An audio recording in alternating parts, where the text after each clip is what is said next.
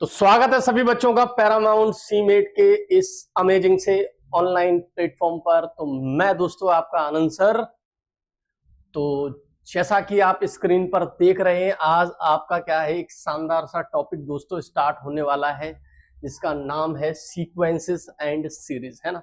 इससे पहले वाले लेक्चर में मैंने आपको जो पढ़ाया था वो था आपका चैप्टर कॉम्प्लेक्स नंबर्स। अब कॉम्प्लेक्स नंबर्स में दोस्तों क्वाड्रेटिक इक्वेशन का मैटर और होता है, बट क्वाड्रेटिक इक्वेशन का जो मैटर है वो थोड़ा सा क्या क्वेश्चन भी 10th पैटर्न पे आते हैं, तो वो आप खुद कर लें, ठीक है।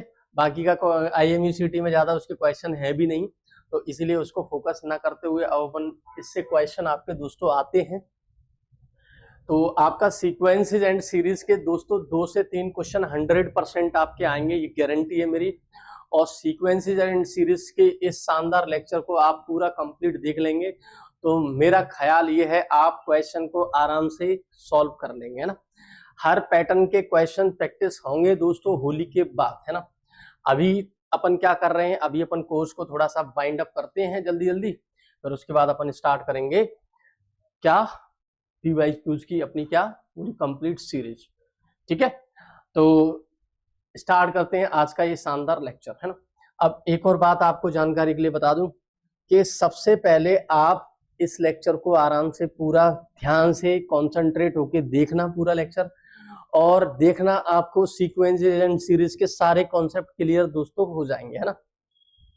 और अगर क्लास आपको पसंद आए दोस्तों तो आप अपने जितने भी मित्रगण हैं, पड़ोसी हैं, जो भी क्लास में पढ़ते हैं, साथ में जो भी हैं, सभी को आप क्या करेंगे, शेयर कर देंगे क्लास को, और साथ में कमेंट कर देंगे। कमेंट पे अपनी राय जरूर बताएंगे क्लास कैसी लगी, और अगर क्लास अच्छी लगी है तो एक शानदार सी कमेंट जरूर करना सर के लिए, है ना। इससे क्या है, सर का मोटिवेशन और बढ़ेगा और आपके लिए बढ़िया बढ़िया कंटेंट सर लेके आएंगे, ठीक है। आपका ये बहुत अच्छा प्यार है जो हमें इतना सपोर्ट मिल रहा है। हमारे सब्सक्राइबर तो दोस्तों 11,000 पहुंचने वाले भी हैं, लगभग 11,000 पहुंच ही गए, है ना। और देखना हम लोग जल्द ही 20,000 पर भी होंगे, और IMUCT के इतिहास में सबसे बड़ा ये चैनल उभर के निकल के दोस्तों आएगा, है ना। और जल्द ही हम बनने वाले हैं, कोई ज्यादा समय नहीं है, ठीक है। तो स्टार्ट करते हैं आज का ये शानदार सा लेक्चर, सीक्वेंसेज एंड सीरीज। अच्छा, सीक्वेंसेज एंड सीरीज में बच्चा जो है ना सबसे ज्यादा अक्सर कंफ्यूज होता है कि सर सीक्वेंस क्या होते, सीरीज क्या होता। तो अभी आपको थोड़ा सा बता दूं, सीक्वेंसेस एंड सीरीज में जो सीक्वेंस होते हैं दरअसल वो एक क्या अरेंजमेंट होता है नंबर्स का। यहाँ पे डेफिनेशन दोस्तों मैंने पहले से ही ऑलरेडी लिख दी है। तो सीक्वेंस क्या है, a sequence is defined as an arrangement of numbers in a particular order, है ना। यहाँ पे क्या होता है, नंबर्स का अरेंजमेंट होता है एक पर्टिकुलर ऑर्डर में, है ना। तो सीक्वेंस एक लिस्ट होती है नंबर्स की जो एक पर्टिकुलर ऑर्डर फॉलो करती है ना। अब सीरीज क्या होती है दोस्तों, तो सीरीज दोस्तों अगर उसी सीक्वेंस के, अब ध्यान दें, जैसे मान लो अपन लोग इसमें नंबर्स जो होंगे वो सारे नंबर्स को अगर अपन सम कर दें, सारे नंबर का अगर अपन सम कर दें, तो सारे नंबर का सम करने के बाद जो अपने पास बन जाता है एक्सप्रेशन, वो आपका क्या हो जाता है, सीरीज हो जाता है। एक बार फिर ध्यान से सुने, सीक्वेंस ऐसी लिस्ट ऑफ नंबर्स है जो पर्टिकुलर ऑर्डर फॉलो करती, और सीक्वेंस के सारे टर्म्स को अगर अपन ऐड कर दें तो वो आपकी बन जाती है क्या दोस्तों, सीरीज, है ना। ये छोटी सी बात है जो आपको मैंने आज अच्छे से समझाई है ना। बाकी का आप एक काम करें, एक दो एग्जाम्पल से समझ लें चीजों को, है ना। यहाँ पे भी एग्जाम्पल के माध्यम से आपको समझाना चाह रहा हूँ, यहाँ पे भी एग्जाम्पल के माध्यम से समझाना चाह रहा हूँ। जैसे मैंने लिख लिया 2, 5, 8, है ना, 11 डॉट डॉट डॉट, है ना, डॉट डॉट डॉट। ये आपकी क्या है, सीक्वेंस है।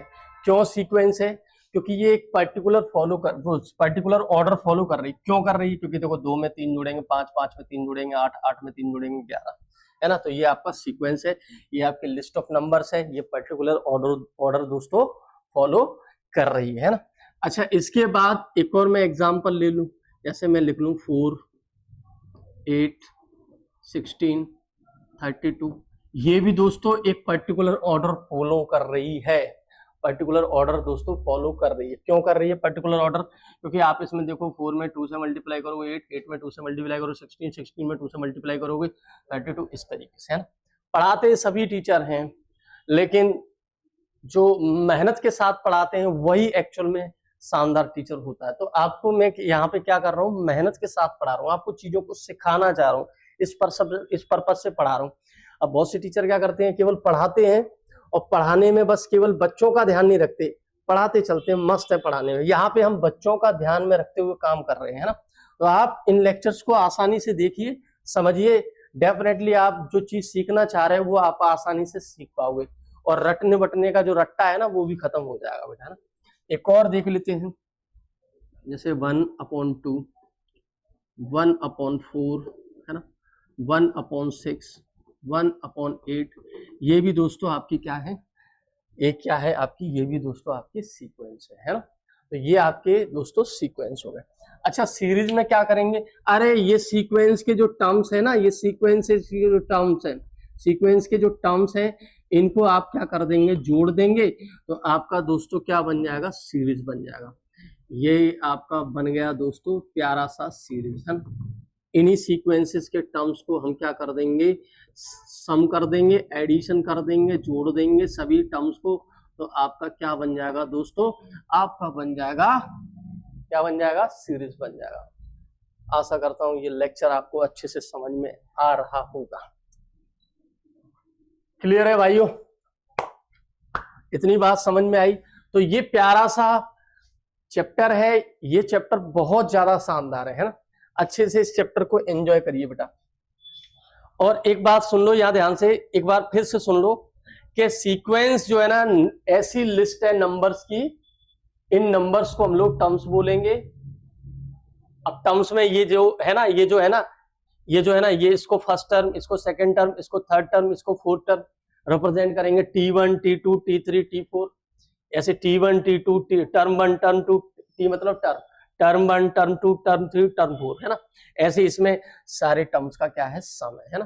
तो यहाँ ध्यान दें, यहाँ पे जो जो नंबर्स होते हैं, नंबर्स को दोस्तों हम लोग क्या बोलेंगे, नंबर्स को हम लोग टर्म्स बोलेंगे, क्या बोलेंगे, टर्म्स बोलेंगे है ना। और टर्म को रिप्रेजेंट करने के लिए हम लोग क्या इस्तेमाल करेंगे, टी। अब टी में कौन सा टर्म होगा तो वो अपन बात करेंगे आगे, ठीक है। इतनी बात समझ में आ गई दोस्तों, क्लियर है बच्चे। अब यहाँ पे थोड़ी सी बात और समझेंगे आगे कुछ पॉइंटों की। तीसरा जो पॉइंट होगा, तो सबसे पहले टाइप ऑफ सीक्वेंस पढ़ो। कितने टाइप के सीक्वेंस आपके हो सकते हैं, है ना, कितने टाइप के दोस्तों सीक्वेंस आपके हो सकते हैं, वो चीज समझ लीजिए यहाँ पे, है ना। तो 4 टाइप के आप लोग सीक्वेंस दोस्तों पढ़ने वाले हो, है ना।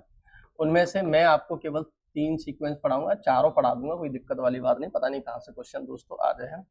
तो टाइप ऑफ सीक्वेंस में सबसे पहले आपका रहता है दोस्तों arithmetic sequence, arithmetic sequence, arithmetic sequence, arithmetic sequence, arithmetic sequence. दूसरा है ज्योमेट्रिक सीक्वेंस, ज्योमेट्रिक सीक्वेंस।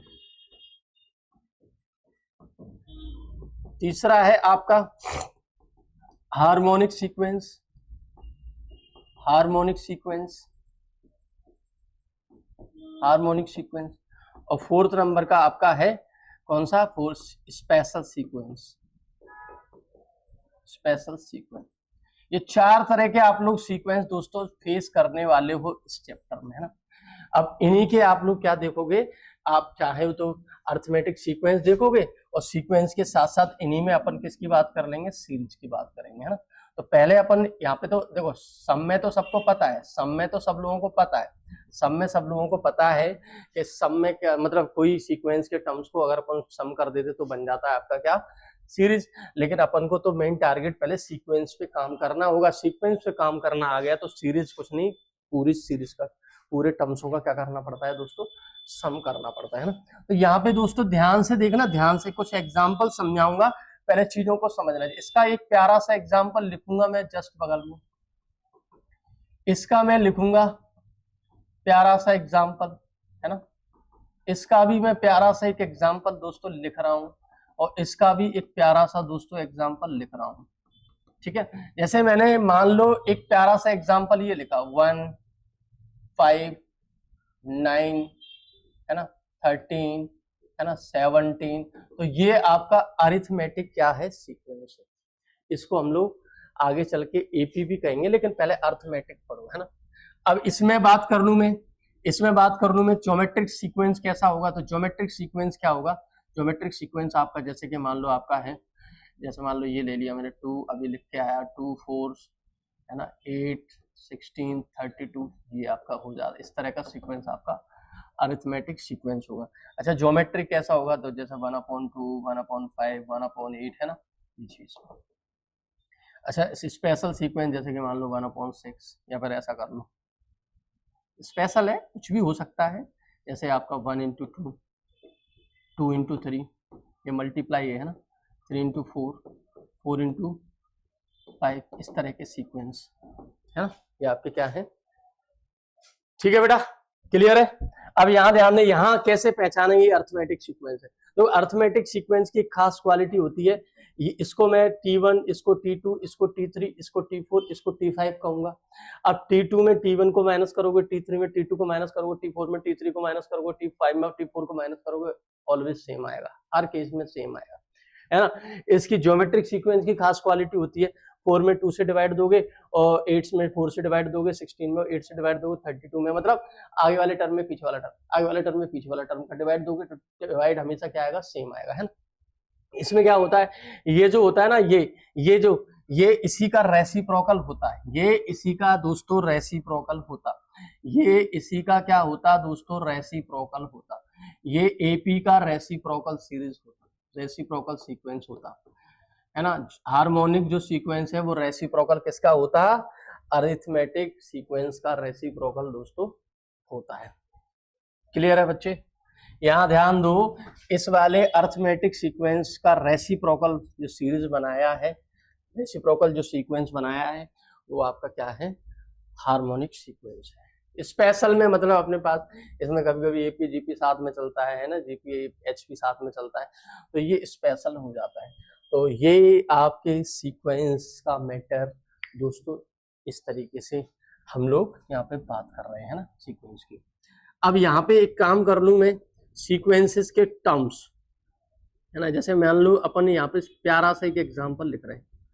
जैसे मान लो हमने लिखा एक 2 के बाद आपका 10 के बाद 18 के बाद 26 के बाद आपका 34, ये है ना। और इसको मैं दोस्तों, पहला टर्म होता है तो इसको T1 बोलता हूँ, इसको दोस्तों मैं T2 बोलूंगा, इसको दोस्तों मैं T3 बोलूंगा, इसको दोस्तों मैं T4 बोलूंगा, इसको दोस्तों मैं T5 बोलूंगा, इसको मैं T5 बोलूंगा। और ऐसे यहाँ पे जो लास्ट में जो टर्म आएगा, यहाँ पे कोई नंबर आएगा, यहाँ पे कोई नंबर आएगा, इसको मैं nth टर्म बोले तो Tn बोलूंगा। ठीक है ना बच्चे, आई बात समझ में बच्चे? क्या इतनी सी छोटी सी बात आपके दिमाग में बच्चे बैठी? कोई दिक्कत, कोई समस्या? T1 को मैं कहूंगा फर्स्ट टर्म, T1 को दोस्तों मैं फर्स्ट टर्म कहूंगा, T2 को दोस्तों सेकंड टर्म कहूंगा, सेकंड टर्म कहूंगा, ठीक है। T3 को मैं दोस्तों थर्ड टर्म कहूंगा, T3 को मैं थर्ड टर्म कहूंगा, थर्ड टर्म कहूंगा, लड़के में क्या कहूंगा, थर्ड टर्म कहूंगा। इसी तरीके से लास्ट वाले को मैं nth टर्म कहूंगा, nth टर्म कहूंगा। किसी को कोई समस्या नहीं होनी चाहिए बच्चे। और इसी nth टर्म को, अब ये लास्ट नंबर पे होता है, इसको nth टर्म को L से भी रिप्रेजेंट किया जाता है। अब इसको हम लोग अगर लास्ट टर्म ही दोस्तों कह दें तो मुझे तो कोई दिक्कत वाली बात नहीं है। आपको अगर कोई दिक्कत हो तो मेरे को बताओ कमेंट करके। इतनी बात आपके समझ में आई दोस्तों? आई ना दोस्तों समझ में बात? क्लियर है ना बच्चे? डन है ना बेटा? इतना मैटर समझ में आया? क्लियर है बच्चे? तो इतना मैटर अगर समझ में आ गया तो अब अपन बात करेंगे सबसे पहले प्यारे से सीक्वेंस या प्रोग्रेशन जो होगा आपका अरिथमेटिक प्रोग्रेशन, है ना।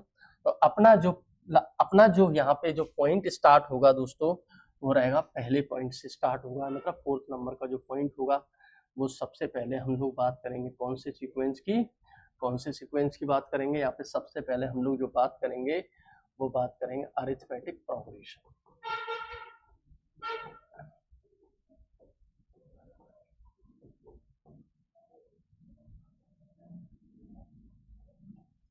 सबसे पहले अरिथमेटिक प्रोग्रेशन की बात करें।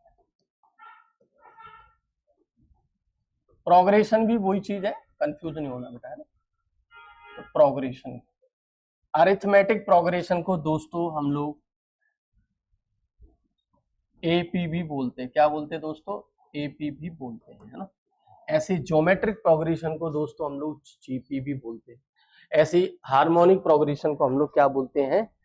एचपी बोलते हैं, है ना। तो अरिथमेटिक प्रोग्रेशन क्या है देख लेते हैं बच्चों।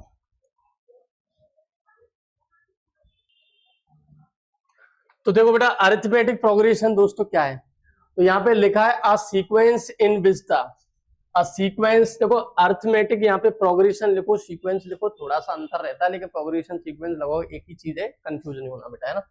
तो क्योंकि सीक्वेंस ही आपकी क्या होती है, सॉरी प्रोग्रेशन ही आपकी सीक्वेंस होती है ना, सारे प्रोग्रेशन आपके सीक्वेंस होते हैं, ये बात आपको समझनी है। यहाँ पे लिखा है a sequence in which the consecutive terms is obtained when a constant is added to its preceding term। मतलब साफ है, एक ऐसी लिस्ट ऑफ नंबर जिसमें पीछे वाले टर्म में कांस्टेंट टर्म को ऐड कर दें, पीछे वाले टर्म में कांस्टेंट टर्म को ऐड करने से जो नया टर्म बनता है और इसी तरीके से आपकी पूरी लिस्ट तैयार हो जाती है। यहाँ लिखा भी है a sequence in which the conjugative terms is obtained when a constant is added to its preceding term में अगर अपन कोई कांस्टेंट टर्म ऐड करते हैं तो अपने पास एक नया नंबर मिलता है, इसी तरीके से आपकी लिस्ट पूरी तैयार हो जाती है। तो एग्जाम्पल के तौर पर यहाँ पे समझ लीजिए, जैसे कि मान लो, वैसे तो हालांकि मैं एग्जाम्पल ऊपर ही बता चुका, तो ये देखो, ये 1 है, 3 है, 5 है ना, ये 7 है, ये 9 है, ये आपकी सीक्वेंस है ना। जैसे मान लो यहाँ 99 तक जा रही है ना, तो इसको मैं यहाँ ध्यान से देखो, अगर इसको दोबारा से मैं ऐसे लिख लूँ, 1 में मैं एक कांस्टेंट टर्म ऐड कर दूं 2, तो एक नया नंबर मिल जाएगा 3, है ना। 3 में मैं एक कांस्टेंट टर्म ऐड कर दूं तो एक नया नंबर मिल जाएगा 5, है ना। 5 में एक कांस्टेंट टर्म ऐड कर दूं तो एक नया नंबर मिल जाएगा 7, और इस तरीके से मान लो ये कहाँ तक जा रही है आपकी 99। तो सभी बच्चों को मालूम है, इसको T1, इसको T2, इसको T3, इसको T4, है ना, और लास्ट वाले को Tn बोलेंगे। सभी बच्चे समझदार हैं ना। अब जैसे मान लो इसमें बात आती है किसकी, इसमें सबसे पहले जो बात आती है जनरल टर्म की, है ना। तो जनरल टर्म ऑफ एपी का एक जनरल टर्म दोस्तों होता है। तो एपी का जनरल टर्म का फॉर्मूला, जनरल टर्म को Tn से रिप्रेजेंट करते दोस्तों, तो वो फॉर्मूला होता है a plus N minus 1d। AP का एक जनरल टर्म का दोस्तों फॉर्मूला होता है। अगर मैं इसमें दोस्तों पुट कर दूं n की वैल्यू 1, तो आपको क्या होता है, तो आपका जो है ना पहला टर्म आपको एपी का मिल जाता है ना, पहला टर्म आपको एपी का मिल जाता है। तो यहाँ पे 1 माइनस 1 कर दूंगा तो आपको पहला टर्म क्या मिल जाएगा, ए मिल जाएगा। यहाँ पे a प्लस 0d हो जाएगा तो आपको a मिल जाएगा। यहाँ थोड़ा एक चीज और समझ लें, यहाँ पे पता भी होना चाहिए बेटा कौन सी चीज क्या है। कोई भी एपी का जो फर्स्ट टर्म होता है, इसको अपन a से रिप्रेजेंट करते हैं, है ना। a जो होता है, a इसको हम लोग फर्स्ट टर्म बोलते हैं, a को हम लोग दोस्तों फर्स्ट टर्म बोलते हैं, और फर्स्ट टर्म आपका T1 कहलाता है ना। कई किताबें एनसीईआरटी ने इसको स्मॉल a1 से रिप्रेजेंट किया, पूरी जो सीक्वेंस को वो a1, a2, a3 इस तरीके से रिप्रेजेंट किया। तो आप अपनी अपनी व्यवस्था है, मैं T मान के चलता हूँ, है ना। और इसमें D पता होना चाहिए, D का मतलब दोस्तों कॉमन डिफरेंस होता, या कांस्टेंट जो नंबर होता है ना वही होता है। कॉमन डिफरेंस आपका नेगेटिव, पॉजिटिव और जीरो सब चीज हो सकता है ना। और इसके बाद n जो है ना, n रिप्रेजेंट करता है नंबर ऑफ टर्म्स पे, तो उस एपी में कितने नंबर ऑफ टर्म्स हैं उसके लिए हम लोग n का इस्तेमाल करते हैं ना। और Tn सबको पता है, Tn मैंने लिख दिया है जनरल टर्म, अरे यार क्या लिखते हैं, ये थोड़ा सा जनरल टर्म लिख लो या nth टर्म लिखो तो ज्यादा बेस्ट है। आप यहाँ पे nth टर्म लिख लो, nth टर्म ऑफ एपी। कोई एपी का nth टर्म या जनरल टर्म भी कह सकते हैं, कोई दिक्कत वाली बात नहीं है। आप nth टर्म लिखो या जनरल टर्म लिखो, कंफ्यूज नहीं होना बच्चे, जनरल टर्म भी इसको बोल सकते हैं। इसी से आपकी पूरी एपी बन के तैयार हो जाती है, Tn equal to A plus N minus one D से। ठीक है बच्चे, आया समझ में, कॉन्सेप्ट समझ में आया। और यहाँ पे Tn सभी बच्चों को पता है, Tn क्या है दोस्तों, Tn आपका है nth टर्म, nth टर्म कहो या लास्ट टर्म कहो, आप इसको लास्ट टर्म भी दोस्तों बोल सकते हो। क्लियर है बेटा, क्लियर है बेटा, क्लियर है। अच्छा, इसी में अगर मैं पुट कर दूं दोस्तों n की वैल्यू 2, तो देखो सेकंड टर्म बन जाएगा, सेकंड टर्म बन जाएगा। तो second term a plus 2 minus 1 d, तो देखो सेकंड टर्म दोस्तों क्या बन गया, a प्लस डी। अच्छा, इसी तरीके से अगर इसमें पुट कर दूं n की जगह पर 3, तो इसका थर्ड टर्म दोस्तों बन जाएगा। तो थर्ड टर्म दोस्तों क्या हो जाएगा, a प्लस 3 माइनस 1 d, जो कि क्या हो जाएगा, a प्लस 2d। ठीक है, इसी तरीके से n की वैल्यू 4,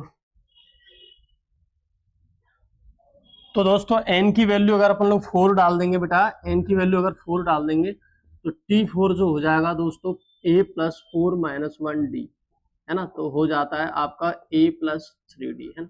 इस तरीके से ऐसे ही आप n की वैल्यू n डालेंगे तो आपका ये बन जाएगा a प्लस एन माइनस 1। इस पैटर्न पे इस आपका बनता है क्या, एपी। अब यहाँ पे देखो जनरल एपी में आपके लिए लिख दूं, जनरल टर्म तो मैंने आपको बता दिया, अब आपको समझना है जनरल एपी, है ना। सो जो जनरल एपी बनेगा, जो एपी के जो जनरल टर्म्स बनेंगे या जनरल एपी बनेगा, है ना, तो जनरल एपी जो होगा, एपी का जो जनरल फॉर्म होगा, या जनरल फॉर्म लिखूं, जनरल फॉर्म लिख दो तो ज्यादा बेस्ट है ना। तो जनरल फॉर्म ऑफ एपी जो बनेगा वो हो जाएगा आपका ए, पहला टर्म ए हुआ ना, दूसरा टर्म क्या हुआ, ए प्लस टी, तीसरा टर्म आपका ए प्लस 2डी, और टर्म आपका ए प्लस 3d, और ये सिलसिला लास्ट में जाके ए प्लस एन माइनस 1d पे जाके दोस्तों क्या हो जाएगा, खत्म हो जाएगा। अब आपसे मैं अगर कभी भी पूछूं कि इसका फर्स्ट टर्म क्या होता दोस्तों, तो आप एपी का फर्स्ट टर्म दोस्तों बताएंगे ए, और एपी का आप सेकेंड टर्म बताएंगे दोस्तों ए प्लस डी, थर्ड टर्म दोस्तों बताएंगे आप ए प्लस 2d, फोर्थ टर्म आप बताएंगे सर ए प्लस 3d, और लास्ट टर्म आप बताएंगे a plus N minus 1d। Clear है बेटा, आई बात समझ में बच्चे बात समझ में आई ना। क्या सभी लोगों को क्लास में मजा आ रहा है? क्लास में अगर मजा आए तो लास्ट में कमेंट में जरूर लिखना सर मजा आया, और साथ में लाइक भी ठोक देना, और दोस्तों में सब्सक्राइब भी कर लेना है, दोस्तों को सब्सक्राइब भी करवा देना, है ना। अब एक बात बताओ, ये जो लेक्चर हैं, ये जो लेक्चर मैं डाल रहा हूँ, ये जो लेक्चर है, इन लेक्चर्स पे एक फोकस करना। अगर जैसे बच्चा कोई अगर 11th क्लास का भी है, अगर कोई बच्चा 11th क्लास का भी है, तो वो आसानी से इन चैप्टर को अगर पढ़ ले तो उसको भी चीजें अच्छे से दिमाग में बैठ जाएंगी, है ना। इस तरीके से लेक्चर तैयार कर रहा हूँ, 11th के बच्चों को भी अच्छे समझ में आए, 12th के बच्चों को भी अच्छे समझ में आए, और साथ में जो IMU-CT की तैयारी कर रहा है वो तो एग्जाम को फोड़ ही दे बेटा, है ना। तो इस तरीके से लेक्चर आपके दोस्तों तैयार कर रहे हैं ना। तो दोस्तों आगे बढ़ते हैं। ये आपका मैंने nth टर्म निकालने का फॉर्मूला बताया। अब अपन एक काम कर लेते, एक छोटा सा प्यारा सा सवाल आपके लिए पेश कर देते हैं ना। एक छोटा सा सवाल पेश करते हैं, जैसे कि मान लो आपके पास सवाल पूछ ले, what is the 10th term of one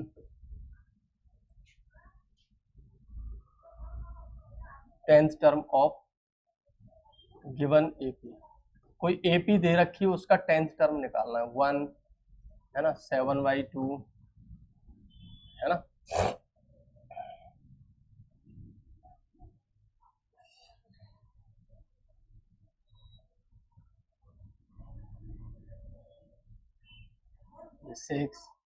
इस तरीके से आपके पास क्या चल रही है, कोई एपी चल रही है, इसकी अपन को क्या पता लगाना है दोस्तों, इसका पता लगाना है अपन को, क्या इसका पता लगाना है। अच्छा, अगर आपको थोड़ा सा कंफ्यूजन लग रहा है तो एक और टर्म लिख देता हूं मैं आपकी सुविधा के लिए, ठीक, एक और टर्म लिख देता हूं। तो एक और टर्म क्या होगा इसका, 1 और 2.5 7.5 2.5 6 में 2.5 जोड़ेंगे 8.5 8 2 16 17,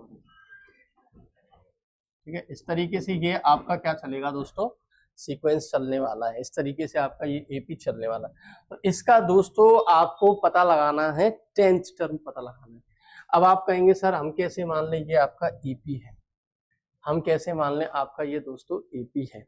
तो आप पीछे थोड़ा सा गौर फरमाएं, पीछे थोड़ा सा गौर फरमाएं। मैंने बताया है आपको कि अगर कोई सीक्वेंस में पहले टर्म में कोई कांस्टेंट जुड़े, नया टर्म मिले, फिर उसी टर्म में एक और कांस्टेंट जुड़े, फिर वो टर्म मिले, तो ये चीज चले, तो समझ लो आपका क्या है, तो वो आपका क्या है, एपी है। क्या है, एपी है। और एपी का एक फंडा है, इसमें कॉमन डिफरेंस निकालने के लिए हम लोग T2 में T1 को दोस्तों माइनस करते हैं।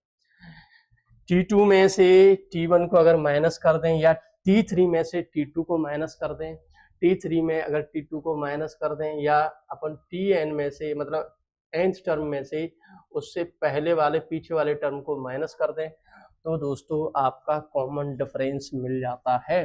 कॉमन डिफरेंस निकालने का ये दोस्तों बहुत प्यारा तरीका है, जो मैं यहाँ पे नीचे अलग से स्पेशल तरीके से लिख देता हूँ ब्रैकेट में।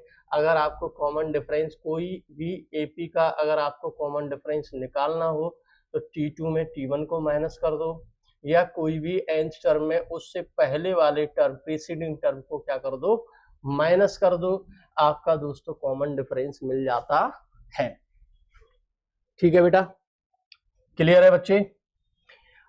एक बात और सुनो, अगर इन लेक्चर्स के आपको पीडीएफ चाहिए, डीपीपी चाहिए, तो आपको दोस्तों टेलीग्राम चैनल ज्वाइन करना पड़ेगा। पैरामाउंट मर्चेंट नेवी का एक प्यारा सा टेलीग्राम चैनल है, जो आप टेलीग्राम को सबसे पहले क्या करें, डाउनलोड करें और टेलीग्राम पे सर्च करें पैरामाउंट मर्चेंट नेवी, आपको दिख जाएगा चैनल, उसको आप क्या कर दें, ज्वाइन कर दें, और ज्वाइन करने के बाद आप सारे पीडीएफ वहीं पे ले सकते हैं। ठीक है बेटा, तो ये आपके लिए बहुत बेनिफिशियल लेक्चर्स होंगे, और ये नोट्स आप बनाइए जो मैं आपको पढ़ा रहा हूं, और आप बाद में फिर प्रैक्टिस करना, देखना, आपका रिजल्ट बहुत अच्छा आएगा।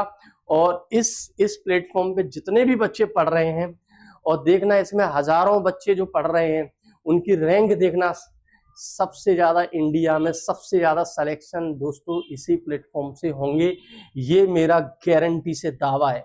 अब आप कहोगे सर ऐसे कैसे दावा ठोक रहे हो, हम कैसे मान लें? तो भैया आप खुद देखो ना, हम लोग यहाँ पे मेहनत किस कदर की कर रहे हैं, हम लोग यहाँ पे मेहनत, आप ये देखो जितने भी ऑनलाइन प्लेटफॉर्म हैं, उनने जो काम 2-3 साल में नहीं किया, वो काम हमने 2-2.5 महीने में कर दिया है ना। उससे दोगुना चौगुना काम हमने 2-2.5 महीने में करके दिखा दिया। यहाँ किसी भी प्लेटफॉर्म पे आपको देखो, इतने लेक्चर, मैथ्स के लेक्चर नहीं है, फिजिक्स के लेक्चर नहीं है, इंग्लिश के लेक्चर नहीं है, हमने यहाँ पे 2 से 3 महीने में इतने लेक्चर डाल दिए।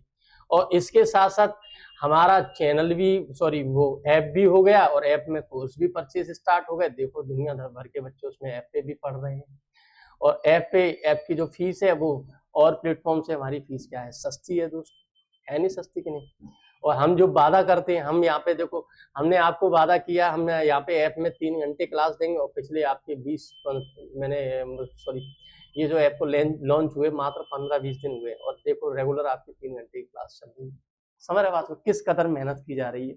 आप ही समझदार हैं, आप समझ लें, जल्दी से जल्दी कोर्स जिनको परचेज करना है कोर्स भी परचेज कर सकते, बाकी के रह जाएंगे आप। अभी कोर्स पे क्या है, थोड़ा छूट चलेगी है ना, बाकी के फिर तो 15-20 मार्च के बाद तो ये मान के चलो फिर तो ठीक है, कोई छूट वूट खत्म, ठीक है, उस पर टैक्स भी स्टार्ट हो जाएगा, सारी चीजें हो जाएगी। ठीक है, तो आगे बढ़ते हैं बेटा, क्लियर है। तो आगे बढ़ते हैं बच्चे, आगे एक सवाल देख लेते हैं बच्चे। तो इसका हम लोगों को क्या करना है, इसका हम लोगों को 10th टर्म निकालना है। तो यहाँ पे देखो बेटा, इस सवाल को करेंगे तो सबसे पहले आप देखो यहाँ पे यहाँ पे सवाल में क्या दे रहा है, यहाँ पे अपन को एपी तो दे रहा है, तो एपी दे रहा है तो फर्स्ट टर्म को ए से रिप्रेजेंट करते, तो फर्स्ट टर्म क्या हुआ, फर्स्ट टर्म यही हो जाएगा। अच्छा कॉमन डिफरेंस कैसे निकालते दोस्तों, कॉमन डिफरेंस T2 में T1 को माइनस करके निकालते, तो T2 में T1 को माइनस करेंगे तो 7/2 में किसको माइनस कर देंगे, 1 को, तो यहाँ पे 2 रहेगा, तो 7 - 2, तो 7 में 2 जाएंगे तो कितने बचेंगे, 5/2, है ना। तो डी भी मिल गया, ए भी मिल गया। अब मेरे को कौन सा टर्म निकालना है, 10th टर्म निकालना है। तो 10th टर्म का तो फॉर्मूला पता है ना, 10th टर्म का फॉर्मूला दोस्तों अगर ये है तो 10th टर्म का क्या हो जाएगा, a प्लस, आप यहाँ पे n की जगह पर क्या रखेंगे दोस्तों, वैसे तो आप इसमें n की जगह पर 9 रख, n की जगह पर 10 रखेंगे, तो 10 रखने से आपका दोस्तों क्या बन जाएगा, a प्लस 9d, और a प्लस 9d बनेगा। और वैसे भी आप चाहो तो इसको डायरेक्ट लिख सकते हो। डायरेक्ट क्या, आपको क्या निकालना है दोस्तों, आपको निकालना है T10, और T10 हमने बताया है आपका क्या होता है, a प्लस 9d, है ना, उसी फॉर्मूले से। तो a रख दो इसमें कितना दोस्तों, a रख देंगे 1, d रख देंगे 5/2, ठीक है। तो d जैसे ही रख देंगे तो 1 प्लस यहाँ पे 9×5 = 45/2, तो 2 एकम 2, तो ये आपका 47/2 इसका दोस्तों आंसर हो जाएगा। तो ये दोस्तों आंसर इसका हो जाएगा 10th टर्म, है ना, यही दोस्तों इस सवाल का आंसर हो जाएगा, है ना। तो ये क्वेश्चन नंबर 1 है। क्वेश्चन नंबर 2 आप लोग भी दोस्तों क्वेश्चन नंबर 2 करके दिखाना, क्वेश्चन नंबर 2 आप लोग करके दिखाना। मैं देखता हूं कौन सा बच्चा इसको करेगा और इसका कौन सा बच्चा सही आंसर देगा। What is the 20th term of given AP, given AP, तो गिवन एपी क्या है दोस्तों, 2, है ना, √8, है ना, √8, 4, 4,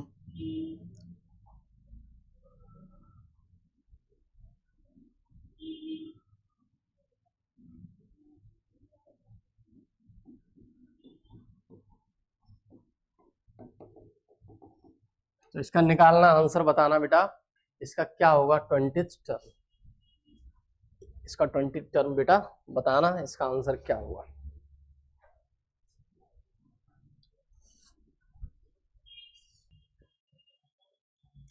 तो दोस्तों कमेंट में इसका आंसर जरूर बताना, और आपके लिए कुछ दोस्तों खास क्वेश्चन लिख रखे हैं, तो इन क्वेश्चंस को करने से पहले आपको एक और फॉर्मूला आपको बताते हैं, sum of first n terms of GP, है ना, सॉरी एपी। तो एपी के sum of first n terms निकालना होगा, है ना। देखो यहाँ पे फाइनल जब लिखूंगा मैं सारे फॉर्मूले इकट्ठे एपी के लिख दूंगा, सारे शॉर्ट ट्रिक फलाना ढिकाना सब चीजें लास्ट में लिख दूंगा।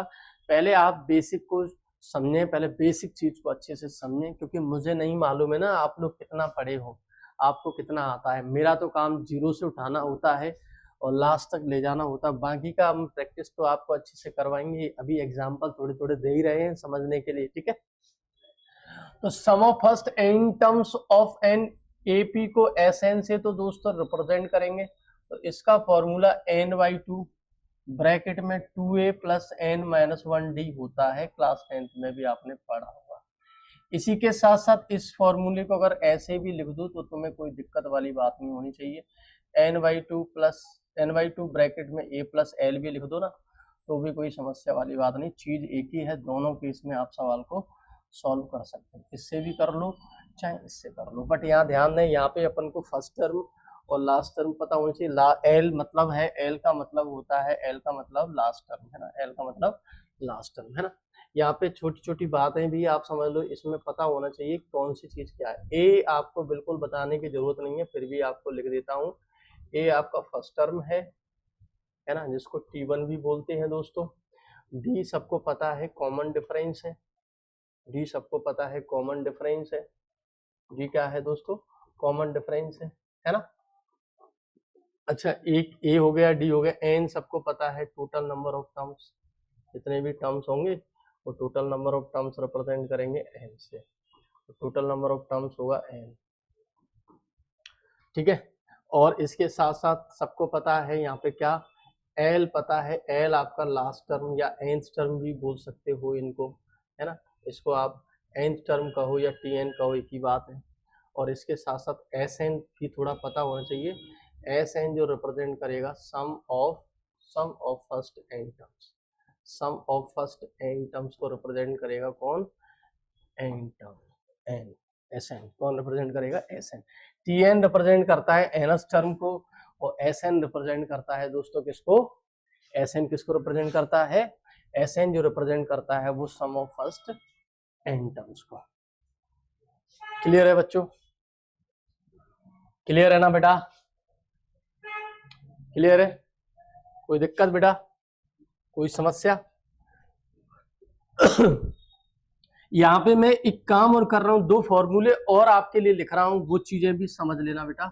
क्या होता है, कई बार आपके पास क्या है, कई बार आपके पास इसी एपी के पीछे से nth टर्म पूछ लेता है, कोई एपी का पीछे से nth टर्म पूछ लेता है, वो चीज आपको अच्छे से यहाँ पे समझनी है बेटा, है ना। ये तो मैंने सम ऑफ फर्स्ट n टर्म्स का फॉर्मूला लिखा दिया, एग्जाम्पल अभी साइड में बता रहा हूँ, लेकिन ये दो फॉर्मूले और लिख लो।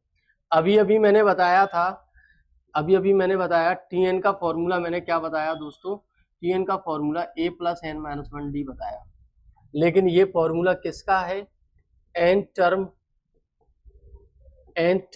फ्रॉम दी फर्स्ट का है, मतलब आगे से कोई nth टर्म अगर अपन को निकालना है तो ये वाला फॉर्मूला दोस्तों हमको लगाना पड़ता है। लेकिन अगर पीछे से nth टर्म निकालना हो, पीछे से nth टर्म अगर अपन को निकालना, पीछे से, आगे से ऐसे से nth टर्म निकालना, पीछे से भी निकालने के लिए आता है, तो पीछे से कोई nth टर्म अगर अपन को निकालना है तो उसके लिए फॉर्मूला दोस्तों l minus n minus 1d हम लोग लगाएंगे। यहाँ ध्यान दें, ये जो nth टर्म निकाल के देगा वो पीछे से, मतलब एंड से निकाल के देगा। कई बार आपके पास सवाल इस तरह के भी पूछे जाते हैं, फ्रॉम दी एंड का मतलब है पीछे से आपको nth टर्म निकालना है। इसी के साथ साथ अगर अपन को Sn आगे से निकालना है, सम ऑफ फर्स्ट n टर्म्स निकालना है, सम ऑफ फर्स्ट n टर्म्स, है ना, फर्स्ट n टर्म्स अगर अपन को निकालना है तो अपन ये फॉर्मूला दोस्तों इस्तेमाल करते हैं, है ना, ये फॉर्मूला दोस्तों इस्तेमाल करते हैं। ये आपका sum of first n terms, sum of first n terms का फॉर्मूला है ना, लेकिन sum of first n terms का फॉर्मूला है ना बच्चे, sum of first n terms का formula, sum of first n terms का फॉर्मूला है बेटा। अब इसी में एक फॉर्मूला मैं अपनी तरफ से जोड़ के लिख दूं तो तुम लोग कंफ्यूज नहीं होना बच्चे, तो मैं फॉर्मूला लिख रहा हूं sum of last n terms, sum of last n terms का मतलब पीछे के n टर्म्स का सम। तो यहाँ पे l एक ही जगह पर l आ जाता, क्योंकि पीछे आपका लास्ट टर्म हो जाता, पहले नंबर पे पलट के एपी हो जाता ना। अगर जैसे मान लो कोई एपी ए प्लस डी, ए प्लस 2d इस तरीके से चल रही, तो पहला टर्म ए हुआ। ऐसे अगर पीछे से चलाएंगे तो पीछे आपका कौन होता है, ए एन मतलब एल, तो एल आपका फर्स्ट टर्म का काम करता है। यहाँ से कॉमन डिफरेंस अगर पॉजिटिव है तो पीछे से अगर चलाएंगे तो कॉमन डिफरेंस दोस्तों कैसा हो जाएगा, निगेटिव हो जाएगा। ये बात आपको दिमाग में बेटा बैठ गई होगी। तो 2l माइनस हो जाता है कॉमन डिफरेंस आपका, इधर से अगर पॉजिटिव है तो उधर से निगेटिव, इधर से पॉजिटिव तो उधर से कैसा हो जाएगा दोस्तों, निगेटिव हो जाएगा। इसीलिए ध्यान देना, यहाँ पे आपका क्या लग जाता है, माइनस का साइन आ जाता है। इसी को हम लोग बोलते हैं sum of last n terms, last n terms. Sum of last n terms अगर अपन को निकालना है तो दोस्तों ये वाला फॉर्मूला हम लोग इस्तेमाल करें, ठीक है।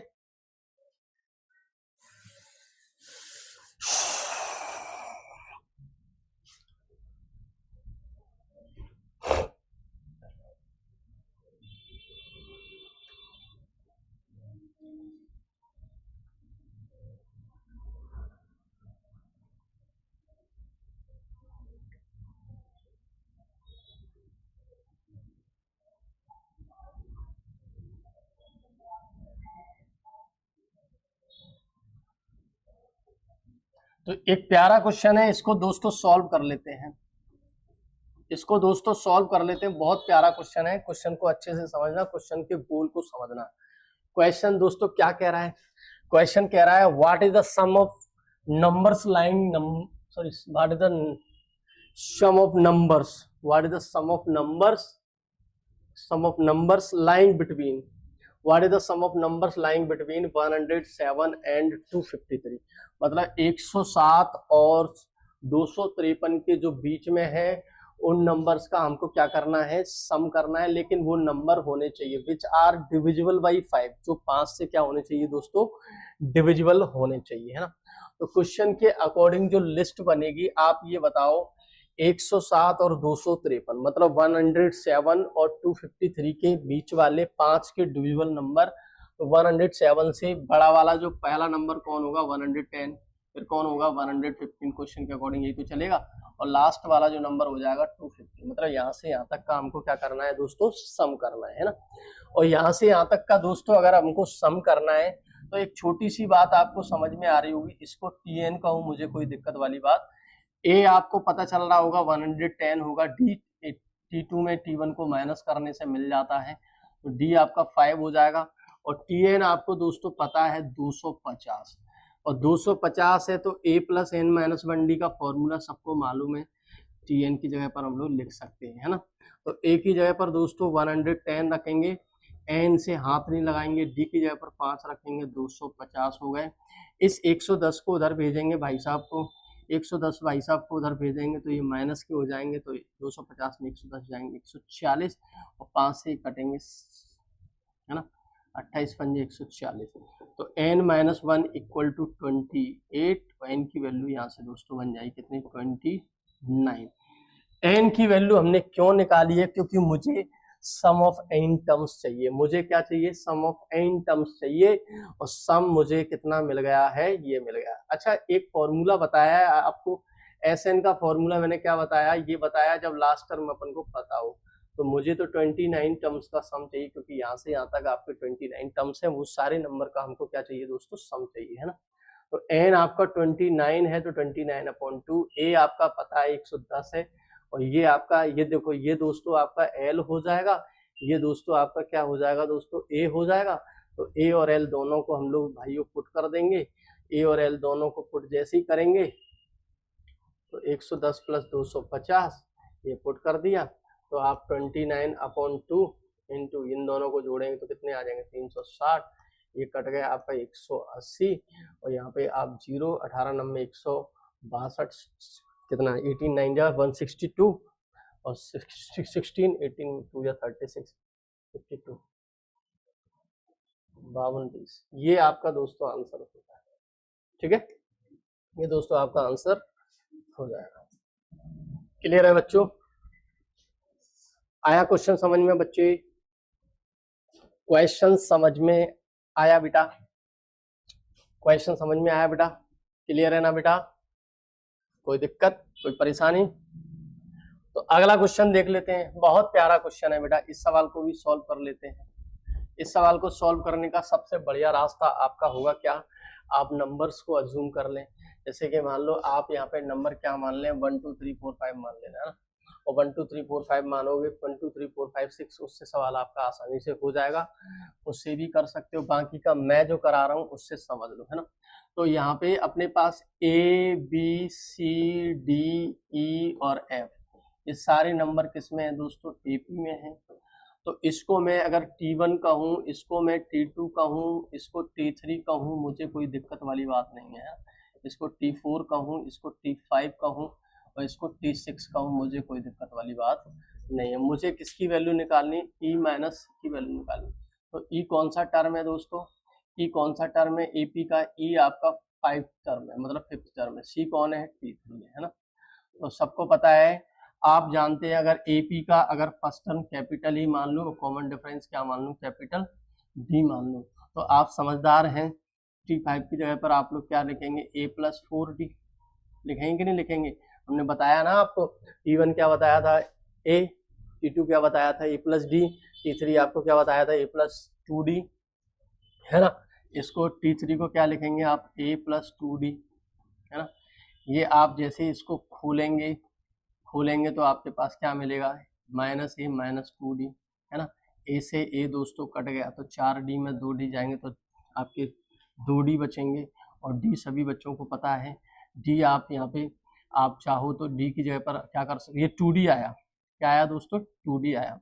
अब आपके पास ऑप्शन देखो 2D फॉर्मेट में नहीं है, लेकिन दिमाग लगाओ डी कैसे मिल जाता है, डी मिल जाता है T2 माइनस T1 से भी मिलता है, T3 माइनस T2 से भी मिल सकता है ना, T4 माइनस T3 से भी मिल सकता है ना, और T5 माइनस T4 से भी मिल सकता है, और T6 माइनस T5 से भी मिल सकता है।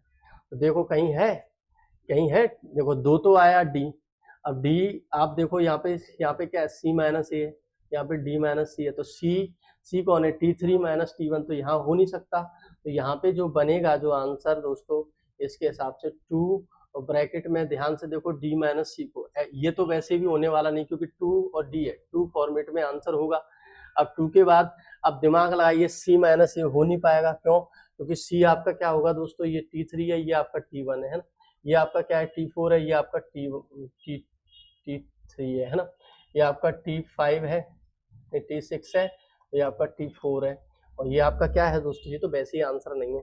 तो 2 ब्रैकेट में T4 माइनस T3, तो 2 ब्रैकेट में T4 माइनस T3 का मतलब है आप 2 ब्रैकेट में क्या लिख सकते हो, क्या लिख सकते हो दोस्तों, D माइनस सी, है ना। तो इसका सही आंसर दोस्तों क्या हो जाएगा, option number B, option number क्या हो जाएगा दोस्तों, बी हो जाएगा, है ना। बाकी का सही बढ़िया तरीका है, 1 2 3 4 5 6 आप नंबर मान लो, वो सारे नंबर एपी में होते हैं, और 1 2 3 4 5 6 आप ऑप्शन में रख दो, सबसे पहले ऑप्शन में रखोगे और यहाँ पे आप निकाल लेना ई माइनस सी, आपका सवाल हो जाएगा, ठीक है। ई माइनस सी, ई और सी जो नंबर होंगे उनको आप कैलकुलेट कर लेना।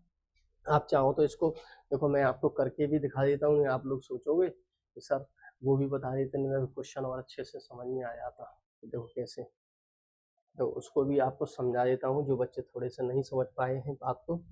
तो जैसे कि मान लो आपके पास नंबर कौन है, A B C D E और F है।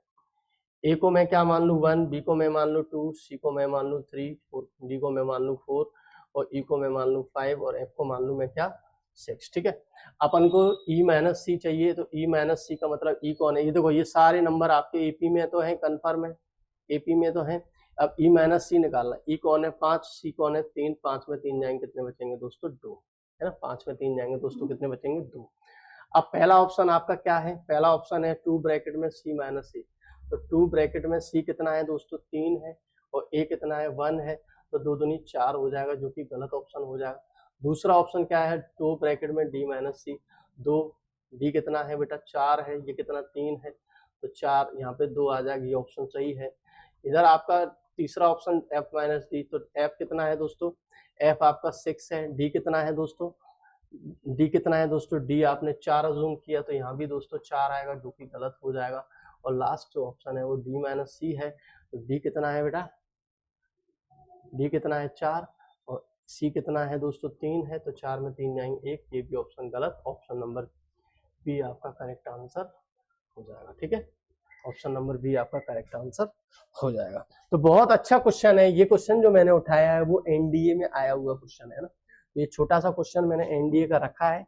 क्या रहता है लेवल का कोई पता नहीं है, IMUCT का जो लेवल है ना, हालांकि वो तो एनसीईआरटी पैटर्न के क्वेश्चन पूछता है, लेकिन जब कंपटीशन की बात आती है तो उसमें थोड़ा सा क्वेश्चन को घुमा देता है। अब जैसे ये क्वेश्चन है, इस क्वेश्चन में था कुछ नहीं, क्वेश्चन बहुत अच्छा है, लेकिन बच्चे के समझने के ऊपर है। अगर बच्चा अच्छे से क्वेश्चन को समझ लेता है, एपी की समझ है, टर्म्सों को समझता है, टर्म्स कौन कौन से टर्म किस से रिप्रेजेंट होते हैं, उनके जनरल फॉर्म क्या है, तो इस क्वेश्चन को आसानी से दोस्तों कर सकता है, उसको कोई समस्या नहीं आएगी। बाकी का जब नहीं समझ पाते, कॉन्सेप्ट क्लियर नहीं होते, तो फिर सवाल करने में कोई दिक्कत आपकी आती है ना। तो उसी पैटर्न का एक और सवाल दोस्तों समझ लेते हैं। ये देखिए कितना प्यारा सवाल आ गया बेटा, इस सवाल को भी कर लेते हैं। सवाल क्या है बेटा, सवाल है बेटा, सवाल बोल रहा है कि if the nth term of an arithmetic progression is 2n, तो कोई nth टर्म है ना एपी का कितना दे रहा है दोस्तों 2n-1 दे रहा है, तो इसका निकालना क्या है दोस्तों, Sn आपको निकालना। तो Sn का फॉर्मूला दोस्तों क्या होता है, Sn का फॉर्मूला बेटा यही तो होता है। तो आपको क्या क्या चाहिए इसमें, आप पूरा आंसर देखो, n फॉर्मेट में है तो n रहेगा, a और d चाहिए। आप ये बताओ n टर्म अगर दे रहा है n की जगह पर 1 रख दूंगा तो आपको क्या फर्स्ट टर्म नहीं मिलेगा, n की जगह पर 2 रख दूंगा तो क्या आपको सेकंड टर्म नहीं मिल जाएगा, एन की जगह पर अगर अपन 3 रखेंगे तो क्या आपको थर्ड टर्म नहीं मिल जाएगा? आप कहेंगे सर मिल जाएगा। तो क्या इसको ए कहूँ तो ए अपन को पता चल गया। तो क्या डी नहीं मिलेगा? डी सबको पता है, T2 में किसको माइनस कर देंगे? T1 को। तो T2 ये है तो डी आपका 2 मिल गया। क्या ए और डी ये वैल्यू आप यहाँ पे पुट नहीं करेंगे बेटा? एन की जगह पर दोस्तों क्या रख देंगे? एन तो पता नहीं है, एन तो एन ही रहेगा क्योंकि ऐसे निकालना 2 ए की जगह पर 1 रख देंगे, एन की जगह पर आप लोग क्या रख देंगे? एन की जगह पर एन ही छोड़ेंगे और डी की जगह पर दोस्तों आप क्या रखेंगे? 2। और आप देखो एस एन आपका मिल जाएगा। एस एन जो मिलेगा n/2 ब्रैकेट में 2 प्लस यहाँ पे 2n-2 हो जाएगा। 2 से 2 दोस्तों कट गया तो एस एन जो मिलेगा n/2 इंटू 2n, 2 से 2 कट गया तो आपका आंसर जो होगा दोस्तों n² आंसर हो जाएगा। ठीक है बेटा, तो ये जो सवाल है वो वैसे भी यहाँ से फील हो पा रहा है। यहाँ पे ऑब्जर्व करना एक बात को, ऑब्जर्व ये करना, ऑब्जर्व क्या करना है आप लोगों को? ऑब्जर्व ये करना है बेटा कि यहाँ पे जो जो सीक्वेंस सॉरी ये जो प्रोग्रेशन बना है, प्रोग्रेशन जो बना है, ऑब्जर्व करना है यहाँ पे एक बात, ऑब्जर्व ये करना बेटा कि यहाँ पे जो सीक्वेंस बना था या आपके पास जो बना था आपके पास एपी वो कुछ इस तरह का था और ये लास्ट टर्म जाके 2n-1 पे खत्म होता है। तो इनका सम आपको पता होना चाहिए n² होता है।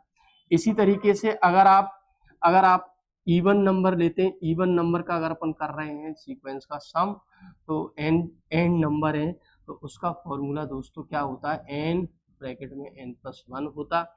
और इवन और ऑड अगर दोनों को ऐड कर दें, इवन और ऑड दोनों को ऐड कर दें तो पूरा बन जाता है नेचुरल नंबर का सीरीज। तो उसका फॉर्मूला दोस्तों होता है n+1 और डिवाइड बाई क्या होता है 2। इसी में और भी चीजें हैं वो आगे बताऊंगा आपको। ठीक है, ठीक है, इतना आया समझ में बच्चों? अब बात कर लेते हैं बेटा sum of n terms of n AP. ये सवाल आपके लिए होम टास्क रहेगा, होम टास्क रहेगा दोस्तों। इसका आंसर जरूर बताना कमेंट करके दोस्तों आंसर जरूर बताया करो। जो भी बच्चा इन लेक्चर्स को देख रहा है वो बच्चा कमेंट करके आंसर जरूर मेरे को बताए। आंसर बताओगे तो हमारा मोटिवेशन और बढ़ेगा, हमें पता चलेगा बच्चे अच्छे से पढ़ रहे हैं, मेहनत कर रहे हैं, हार्ड वर्कर बच्चे हैं, काफी मेहनत करते हैं ना। और देखना आप यहाँ पढ़ते रहो, बराबर मेहनत करते रहो। धमाकेदार क्वेश्चनों की अभी सीरीज स्टार्ट होने वाली है होली के बाद 10 तारीख के आसपास से। ठीक है, फिर देखना कितने अच्छे क्वेश्चन डेली आपके कराए जाएंगे।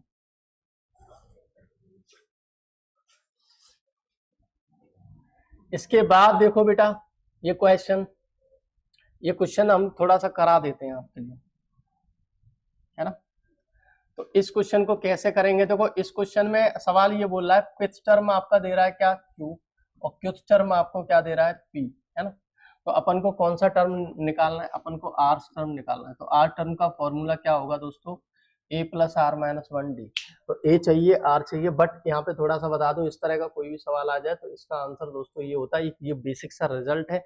अगर किस टर्म Q दे दे, किस टर्म P दे दे तो आपका R टर्म P+Q-R होता है। अब यही सवाल आपके n टर्म दे देगा, n टर्म दे देगा। ये इस तरह के सवाल आते हैं। जैसे कि मान लो आपके पास बोल दे T5 दे दे आपका 6 और T6 दे दे आपका 5, तो आपसे पूछे कोई T100, तो 100 क्या होगा? तो आप क्या करेंगे? दोनों को जोड़ देंगे, P कौन था आपका? P5 है, Q कौन है आपका? 6 है, और माइनस R कितना? 100। तो आपका आंसर दोस्तों क्या बनेगा? 11 - 100। तो आपका आंसर बन जाएगा -89। इस तरीके के सवाल कैसे करते हैं ये चीज आपको समझ रही है। तो अपन एक काम कर रहे हैं, इसका शॉर्ट ट्रिक अपन ढूंढ रहे हैं ना। तो शॉर्ट ट्रिक क्या करेंगे सर? P की जगह पर हम लोग 1 डाल दे रहे हैं और Q की जगह पर क्या डाल देते हैं? 2। ठीक है, तो P की जगह पर आपने 1 डाल दिया और Q की जगह पर डाल दिया 2, यहाँ पे 2, यहाँ पे 1। ठीक है, तो T1 तो सभी बच्चे समझ गए, T1 आपका A ही होता, तो A हो गया 2। अब T2 का फॉर्मूला मैंने आपको बताया A+D होता। अब A की जगह पर हम लोग 2 डाल देंगे तो D की वैल्यू भी दोस्तों मिल गई। D की वैल्यू आपकी मिल गई -1, और D की वैल्यू जैसे ही मिल गई आप यहाँ पर रख दो। A की वैल्यू आप क्या रखेंगे? 2, प्लस आर को हाथ नहीं लगाना है और डी की जगह रखना है -1।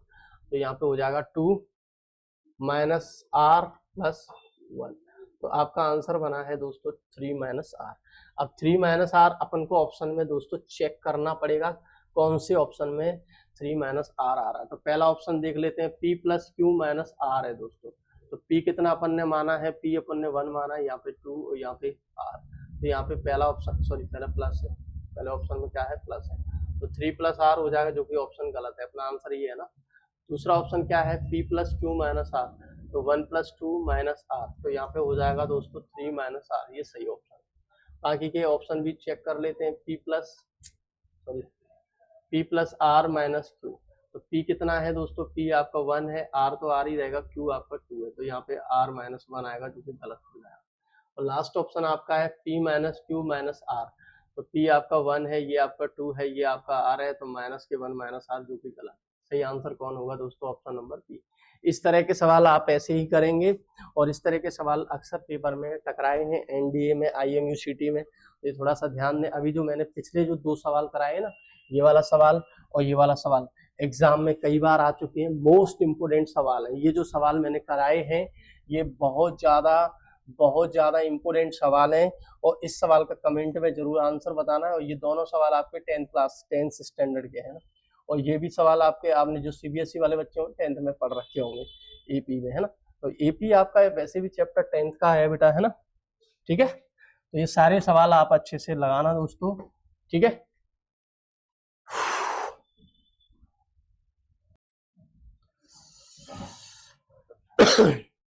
बीच में थोड़ा सा 5-5 मिनट का थोड़ा ब्रेक लेना पड़ता है बेटा, क्या है एकदम वन शॉट चला रहे हैं ना, तो वन शॉट में क्या होता है, थोड़ा सा बीच में पानी वानी तमाम चीजें होती हैं, वो करना पड़ता है ना। तो ये आपका थोड़ा सा AP का थोड़ा सा पोर्शन क्या है मैंने कवर करवा दिया 1 घंटे में। अब AP के बाद जो अगला जो रहेगा वो आपका रहेगा GP, फिर उसके बाद HP, फिर आपके इसके सारे रिजल्ट होंगे, प्रॉपर्टीज होंगी, और ये अपना जो चैप्टर है वो हो जाएगा पूरा वाइंड अप, है ना। तो अगला बात करते हैं, अगली जो बात होगी वो GP की होगी। इसको हम लोग बोलते हैं ज्योमेट्रिक प्रोग्रेशन। और ज्योमेट्रिक प्रोग्रेशन कैसे बनती है, क्या होता है इसका एंड टर्म, क्या होता है इसका एंड टर्म के फर्स्ट एंड टर्म्स का सम, और इसमें इनफाइनाइट नंबर ऑफ टर्म्स का भी सम का एक फॉर्मूला दोस्तों होता है। GP को कैसे पहचानेंगे, जैसे AP में हमने बहुत सारी चीजें देखी, कॉमन डिफरेंस एक खास चीज है, इस तरीके से GP में आपका कॉमन रेशियो दोस्तों होता है। कॉमन रेशियो का बहुत बड़ा रोल है, और कॉमन रेशियो अगर नहीं आता है तो इसमें कॉमन रेशियो का कॉन्सेप्ट आपको अच्छे से समझना है ना। तो सबसे पहले बात कर लेते हैं GP दोस्तों क्या है। तो GP की एक प्यारी सी डेफिनेशन दोस्तों लिख रखी है, अ सीक्वेंस इन विच, देखो सीक्वेंस और प्रोग्रेशन मैंने आपको पहले ही बता दिया, प्रोग्रेशन आपके सीक्वेंस ही होते हैं ना। तो sequence in which the sequence in which the conjugative terms is obtained when a constant is multiplied to its preceding term। तो यहाँ पे क्या होता है, यहाँ पे कोई टर्म है, अगर उसमें अपन मल्टीप्लाई करें पीछे वाले टर्म, मतलब कोई नंबर है, एक कांस्टेंट टर्म है, उसका मल्टीप्लाई अपन पीछे वाले टर्म में करें तो नया नंबर मिलेगा। इसी तरीके से अपन बनाते चलते हैं, तो आपका बन जाता है दोस्तों क्या, ज्योमेट्रिक प्रोग्रेशन। अच्छा, आपको अगर याद हो थोड़ा सा, आपने जो AP बनाई थी, AP जो बनाई थी वो कुछ इस तरह से बनाई थी, जैसे ए में किसी नंबर से आपने AP जो बनाई थी तो कैसे बनाई थी AP बनने के लिए मैंने A लिया, A में D को ऐड कर दिया था, A में D को ऐड कर दिया तो कांस्टेंट है ना, D ऐड कर दो तो क्या मिल जाता था, A प्लस 2D। फिर A प्लस 2D में D ऐड कर देते तो क्या बन जाता था, A प्लस 3D बन जाता था, है ना। और इसमें फिर D ऐड कर देते थे तो आपका A प्लस 4D बन जाता था। इसी तरीके से ये आपका पूरा सिस्टम ऐसे ही चलता रहता था, ऐसे ही प्लस भी आप ऐड करते चलो और ये आपका मिलता रहेगा। तो इस तरीके से आपकी दोस्तों AP बनती थी। बट यहाँ पे आपको समझना है GP कैसे बनेगी, है ना। तो यहाँ पे AP में क्या होता है, AP में D अपन पीछे वाले टर्म में दोस्तों क्या करते हैं, ऐड करते चलते हैं, और आपकी दोस्तों क्या मिल जाती है, AP मिल जाती है।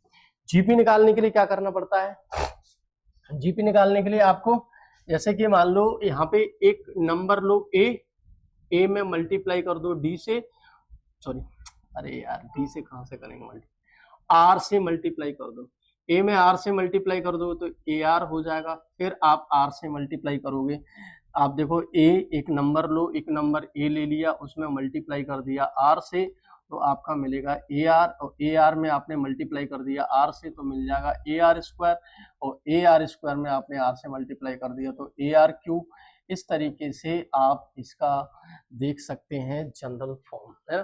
तो ये आपका एक प्यारा सा जनरल फॉर्म हो जाएगा किसका, जीपी का, है ना। अब ऐसे ही आप आगे बढ़ोगे तो आप ए आर की पावर एन माइनस वन देखोगे, वो आपका लास्ट टर्म हो जाएगा, लास्ट टर्म हो जाएगा। और इनको हम लोग first term, second term, third term, इसको मैं बोलूंगा फर्स्ट टर्म, इसको मैं बोलूंगा फर्स्ट टर्म, इसको मैं बोलूंगा सेकंड टर्म, इसको मैं बोलूंगा थर्ड टर्म, है ना, इसको मैं थर्ड टर्म बोलूंगा, इसको मैं फोर्थ टर्म बोलूंगा, और इसको मैं nth टर्म बोलूंगा। तो यहाँ से एक फॉर्मूला आपके पास निकल के आया दोस्तों, फॉर्मूला क्या निकल के आया, फॉर्मूला दोस्तों निकल के आया है nth term of an GP, है ना, nth term of an GP. तो क्या होता है nth term of an GP का फॉर्मूला दोस्तों होता है ए आर की power N minus one, A R की पावर एन माइनस वन आपका फॉर्मूला दोस्तों होता है। क्लियर है बच्चे, क्लियर है बेटा, कोई दिक्कत, कोई समस्या? इसमें भी आप लोगों को पता होना चाहिए कौन सी चीज दोस्तों क्या है। तो इसमें आपका ए है आपका फर्स्ट टर्म, ए है आपका फर्स्ट टर्म, ठीक है। आर आपका होता है क्या, आर आपका कॉमन रेशियो, आर आपका दोस्तों क्या होता है, कॉमन रेशियो, ठीक है। एन आपका होता है दोस्तों नंबर ऑफ टर्म्स, एन आपका दोस्तों होता है नंबर ऑफ टर्म्स, ठीक है। और टी एन सबको पता है, टी एन आपका होता है दोस्तों nth टर्म, nth टर्म, है ना, nth टर्म होता है T N, T N represent करता है nth टर्म को। अब यहां भी वही मामला होता है, nth term from the first, nth term from the last, ये चीजें भी आपको पता होनी चाहिए बच्चे। और अगर ये चीजें पता होंगी, अब देखो बार बार वो सारे फॉर्मूले बार बार नहीं लिखे जाते, आप खुद जज करिए। अगर आगे से nth टर्म निकालना है तो T N equal to A R की पावर एन माइनस वन लगाएंगे, और अगर पीछे से निकालना है तो हम फॉर्मूला लगाएंगे एल एल एल अपॉन ऐसा ही कुछ बनेगा, आप बना लेना, ठीक है। एल अपॉन आर एन की पावर एन वन, जो भी है देख लेना अपने हिसाब से, कॉमन सेंस लगा के, ठीक है। पीछे से भी निकालना चाहिए, मतलब लास्ट से भी आपको एन टर्म निकालना आना चाहिए, आगे से भी आपको एन टर्म निकालना आना चाहिए, ये सारी चीजें आपको समझना। अच्छा, इसमें अगर मैं बारी बारी से यहाँ पे दोस्तों पुट करता चलूँ तो देखना आपको टर्म मिल जाएंगे। जैसे मान लो इसी फॉर्मूले में मैं यहाँ पे मैं फॉर्मूले में क्या पुट कर दूं दोस्तों, यहाँ पे मैं पुट कर दूं, इस फॉर्मूले में पुट कर दूं एन इक्वल टू वन, देखना जनरल टर्म सारे मिल जाएंगे। तो टी वन हो जाएगा ए आर की पावर वन माइनस वन, जो कि क्या हो जाएगा ए, है ना, आर की पावर वन माइनस वन मतलब जीरो, तो आपका ए इंटू वन, ये आपका ए हो गया। ऐसे ही आप पुट करेंगे एन की वैल्यू टू, देखना सेकेंड टर्म आपको मिल जाएगा। तो सेकेंड टर्म आपका ए आर की पावर टू माइनस वन, जो कि क्या हो जाएगा ए आर, है ना। इस तरीके से आपका आर एन की वैल्यू क्या हो जाएगी थ्री, एन की वैल्यू थ्री हो जाएगी, तो T three A into R की पावर थ्री माइनस वन, तो क्या हो जाएगा ए आर की पावर टू, ठीक है। इधर एन की वैल्यू आपकी फोर, एन की वैल्यू फोर, तो टी फोर ए आर की पावर फोर माइनस वन, जो कि क्या हो जाएगी ए आर की पावर थ्री। इस तरीके से आपके ये सारे टर्म बनते चले जाएंगे कोई जीपी के। तो कोई जीपी के अगर आपको टर्म बनाने हैं तो आप T N equal to A R की पावर एन माइनस वन का फॉर्मूला दोस्तों इस्तेमाल करो, आप कोई भी जीपी के टर्म्स को बना सकते हो बच्चे। क्लियर है बेटा, क्लियर है बेटा, समझ में आई बात बच्चे, समझ में आई बच्चे बात। और यहाँ पे एक और बात सुन लो, यहाँ पे कॉमन रेशियो दोस्तों कैसे निकालते, कॉमन रेशियो का फंडा समझ लो। कॉमन रेशियो जिसको आर से रिप्रेजेंट करते, इसके लिए हम लोग क्या करेंगे, सेकंड टर्म में फर्स्ट टर्म से डिवाइड दोस्तों दे देंगे, है ना।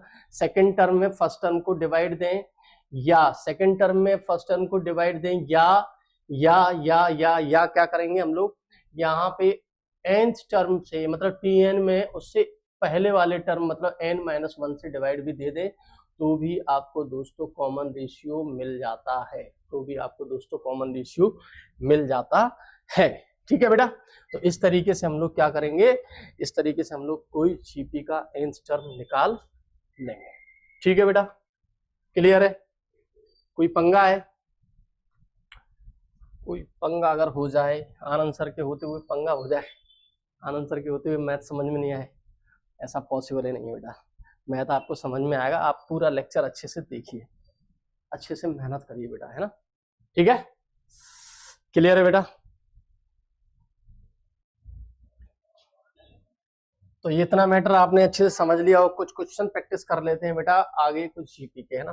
तो देखो एक शानदार सा क्वेश्चन दोस्तों लिख रखा है जीपी के लिए, इस क्वेश्चन को दोस्तों अच्छे से समझ लेते हैं। यहाँ पे बोल रहा है विच टर्म ऑफ सीक्वेंस, मतलब इनमें आपका ये सीक्वेंस दे रखा है आपका माइनस के 128 होगा।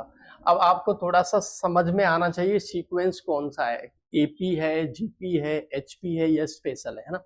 तो सीधी सी बात है, अगर एपी होगा तो ए2 में ए1 को माइनस करना, ए3 में ए2 को माइनस करना, ए4 में ए3 को माइनस करना, सेम आएगा 10th में पढ़ा है ना। अगर जीपी होगा तो जीपी का फंडा ये टी2 में टी1 को, वो टी2 में टी1 का डिवाइड देना, टी3 में टी2 को डिवाइड देना, टी4 में टी3 का डिवाइड देना, सेम आएगा, समझो जीपी है। एचपी कुछ नहीं है, रेसिप्रोकल होता है एपी का, बाद में बताएंगे अभी, है ना। और स्पेशल होगा इनके अलावा, है ना। तो ये चीज समझना है। तो अपन यहाँ पे ध्यान से देखना, इसमें टी2 में टी1 का डिवाइड देना, टी3 में टी2 का डिवाइड देना, सेम आएगा, वैसे टी4 में टी3 का डिवाइड देना, सेम आएगा। इसका मतलब है ये आपका क्या होगा, ये आपका क्या हो जाएगा दोस्तों, ये आपका हो जाएगा जीपी। तो इस सवाल को बहुत शानदार सवाल है, समझ लेते हैं बेटा, है ना। तो यहाँ पे क्या है, यहाँ पे क्या दे रहा है बेटा, पहला टर्म दे रहा है ये। अब अपन लोग आर निकालते, तो आर इसमें कैसे निकलता है, टी2 में टी1 को डिवाइड लगा के निकालते। तो टी2 कितना माइनस के 1/2, टी1 कितना है 1/4, तो 2 से ये कट जाएगा तो आपका माइनस के 2 हो जाएगा। ए मिल गया और दोस्तों आर मिल गया, ए मिल गया दोस्तों और क्या मिल गया बेटा, आर मिल गया, ए मिल गया और आर मिल गया। अब अपन को पता है इसका nth टर्म क्या है, nth टर्म है माइनस के 128। अब nth टर्म अगर माइनस के 128 है तो ए आर की पावर n-1 माइनस के 128, ठीक है। ए आर की पावर n-1 कितना हो जाएगा, माइनस के 128, ठीक है। ए कितना है 1/4, आर कितना रखेंगे दोस्तों, आर कितना रखेंगे माइनस के 2 की पावर, माइनस के 2 की पावर n-1 और माइनस के 128, ठीक है। तो यहां से क्या करेंगे हम लोग, यहां से क्या करेंगे हम लोग, यहां से हम लोग करेंगे, यहाँ पे ध्यान से देखिए बच्चे, यहाँ पे हो जाएगा माइनस के 2 की पावर n-1। अपन को number of terms find out करने हैं, 4 को उधर शिफ्ट कर दो तो ये हो जाएगा, है ना। तो यहाँ पे माइनस के 2 की पावर n-1 माइनस के 2 की पावर माइनस के, यहाँ पे कितना हो जाएगा 512 हो जाएगा। 512 को सभी बच्चे समझते हैं, नेगेटिव तो है ही है, ये तो समझ में आ ही रहा है बच्चों। तो ये आपका 2 की पावर किसकी वैल्यू होती है, देखो 2 की पावर 10 तक की थोड़ी सी वैल्यूज आप लोग याद कर लेना, काम की चीजें हैं बेटा। तो ये आपकी -2 की पावर किसकी वैल्यू होगी 9 की। अब देखो दोनों के बेस सेम है तो पावर्स की क्या कर लेंगे, कंपेयर कर लेंगे। तो n की वैल्यू दोस्तों बन जाएगी 9 + 1, मतलब n की वैल्यू हो जाएगी दोस्तों क्या 10। तो ये शानदार सा क्वेश्चन है, मतलब 10th टर्म आपका क्या हो जाएगा माइनस के 128 हो जाएगा। ये थोड़ा सा जीपी का एक nth टर्म वाला सवाल हो गया। अपन को पता लगाना है इस जीपी में आगे बढ़ेंगे कौन से नंबर पे टर्म आपका माइनस के 128 आएगा। तो आपका 10th नंबर पे माइनस के 128 आएगा। आप इस जीपी को ऐसे आगे आगे आगे टर्मों को लिखते चलना, बढ़ाते चलना, आपका क्या आ जाएगा माइनस के 128 दोस्तों आ जाएगा, ठीक है। इसके बाद एक प्यारा सा सवाल और है, इसको भी देख लेते हैं बच्चे, इसको भी देख लेते हैं बच्चे, बहुत शानदार सवाल है। सवाल में क्या है बच्चे, अगर अपने पास मान लो 1, x, y, z और ये 16 किसमें है बेटा, जीपी में है। तो अपन को क्या करना है, x + y + z की वैल्यू दोस्तों निकालनी है। तो एक काम कर लेते हैं, यहाँ पे ध्यान से देखो, सबसे पहले 1, x, y, z और 16 किस में है दोस्तों? जीपी में है। किसमें है दोस्तों? जीपी में है। तो जीपी में है तो ध्यान से देखो, ये आपका ए हो गया, ये आपका क्या हो गया, ये आपका क्या हो गया, ये आपका क्या हो गया, ये आपका T5 है ना, ये T5 है। और T5 का मैंने फॉर्मूला बताया, T1 का मैंने क्या बताया था? ए। T2 का जीपी में मैंने क्या बताया था? AR। T3 का मैंने फंडा क्या बताया? T3 किस फॉर्म में लिखा जाता है? AR square. T4 क्या लिखा जाता है? AR की पावर 3। बाकी का TN से भी निकाल सकते हैं, AR की पावर n-1 से, n की जगह पे वैल्यू डालते चलो। तो T5 यहाँ से फील हो रहा है, 16 हो रहा है, और T5 सभी बच्चे समझते हैं AR की पावर 4 लिखा जाएगा। A की वैल्यू को यहाँ पे डाल देंगे तो 1 इंटू R की पावर 4, और आप देखिए R की पावर 4 इक्वल टू 16, R की पावर 4 इक्वल टू 16, यहाँ पे हो जाएगा 2 की पावर 4, और R की वैल्यू दोस्तों हो जाएगी 2, और R की वैल्यू 2 जैसे ही हो जाएगी, R की वैल्यू जैसे ही आपकी 2 हो जाएगी, अपन को चाहिए x y z का सम। तो x y z का सम दोस्तों बड़े आराम से निकाल लेंगे। कैसे निकाल लेंगे? अब देखो बच्चे, x y z की वैल्यू कैसे निकालेंगे? अपन निकालेंगे, अपन को पता है x plus Y plus Z की वैल्यू निकालेंगे। तो x कौन है दोस्तों? T2 है, ये कौन है? T3 है, ये कौन है? T4 है ना। T2 कितना होता है? AR होता है। ये कितना होता है? AR स्क्वायर होता है। ये कितना होता है? AR की पावर 3 होता है। T2 तो A देखो, A आपका 1 है और ये 2 है, ये आपका 1 इंटू 2 का स्क्वायर है ना, यहाँ पे ये 1 इंटू 2 की पावर 3, ठीक है। तो यहाँ पे आपका 2, यहाँ पे आपका 4, यहाँ पे आपका 8, 8 4 12 2 14, इसका सही आंसर दोस्तों है 14 है। इस तरीके से सवाल को करोगे, जल्दी भी कर लोगे और ज्यादा समय भी नहीं लगेगा बेटा। प्यारा सवाल है, अच्छा सवाल है, सेलेक्टेड सवाल है जो आपकी जरूरत है। इस तरह के सवाल पेपर में पूछे जाते हैं, आपको तैयार भी करने हैं बेटा और मेहनत भी करनी है।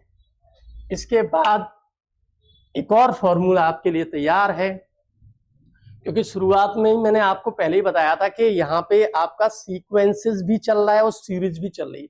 सीक्वेंस में क्या करते हैं अपन? कोई टर्म को फाइंड आउट करते हैं, तो कोई टर्म एपी का भी होगा, जीपी का भी होगा।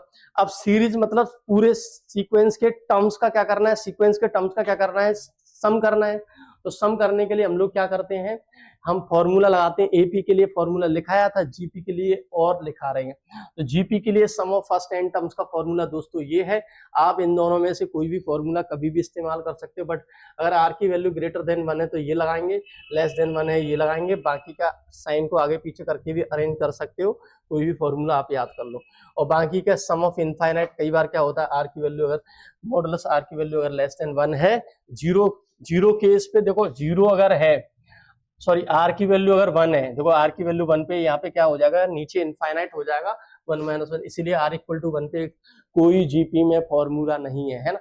आर इक्वल टू 1 पे अपन को काम करना ही नहीं है, फिर वो जीपी होगी नहीं, जीपी होगी लेकिन उस पर अपन को काम नहीं करना, ठीक है, याद रखें। आर ग्रेटर देन 1 होगा या आर लेस देन 1 होगा या मॉडुलस आर लेस देन 1 होगा, तो उसमें इनफाइनाइट सीरीज की भी हम लोग बात कर देते हैं। इसके बाद ये देखो, ये प्यारा सा सवाल दोस्तों लिख रखा है। अब इस सवाल के लिए दोस्तों अपन को क्या करना पड़ता है? अपन को तैयार करना पड़ेगा, अपन को पहले पता होना चाहिए फैक्टोरियल। हालांकि फैक्टोरियल हम आपको पढ़ाएंगे परम्यूटेशन एंड कॉम्बिनेशन नाम के चैप्टर में, है ना। बहुत से बच्चों की कमेंट आ रही है कि सब परम्यूटेशन एंड कॉम्बिनेशन पढ़ाइए। अरे परम्यूटेशन एंड कॉम्बिनेशन मेरा फेवरेट चैप्टर है, मैं बहुत अच्छे से पढ़ाऊंगा आपको, चिंता ना करो, है ना। आप जितने लेक्चर जितने भी हो चुके हैं उन सभी को एंजॉय करिए पहले अच्छे से और मेहनत करिए, है ना। तो देखते हैं बेटा इस सवाल को। तो यहाँ पे दोस्तों सवाल क्या दे रखा है? सवाल दे रखा है n factorial 3 into N factorial और n+1 फैक्टोरियल। किसमें है? जीपी में n की वैल्यू निकालनी है। तो एक बात बताओ, एक तो n फैक्टोरियल दे रखा है, एक आपको 3 इंटू एन फैक्टोरियल दे रखा है, एक आपको n+1 फैक्टोरियल दे रखा है। दे रखा कि नहीं दे रखा? आपको पता है ये आपका क्या होगा? T1 होगा। आपको पता है ये आपका क्या होगा? T2 होगा। आपको पता है ये आपका क्या होगा? T3 होगा। आप ये बताइए बच्चे, T2 में अगर T1 का डिवाइड दें और T3 में T2 का डिवाइड दें तो मुझे क्या सेम रिजल्ट नहीं मिलता?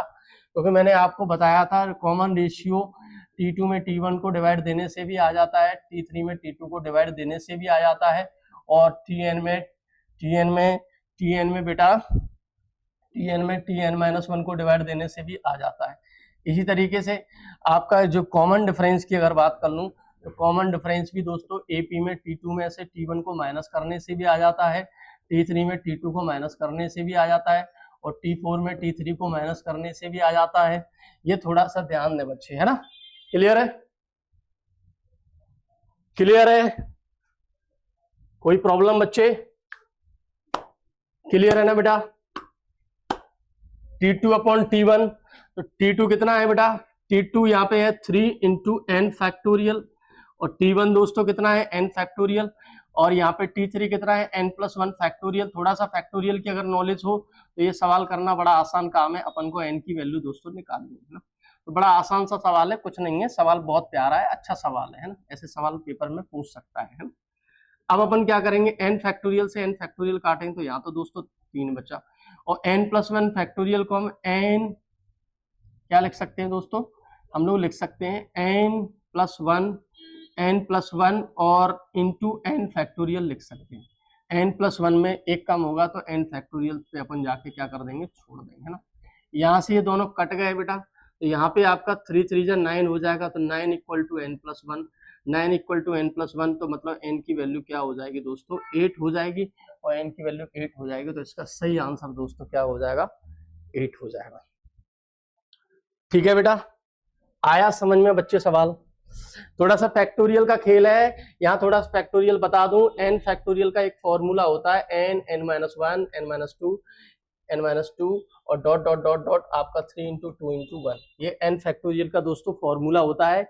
इसको हम लोग फैक्टोरियल n और ये product of first n natural number का फॉर्मूला है ना।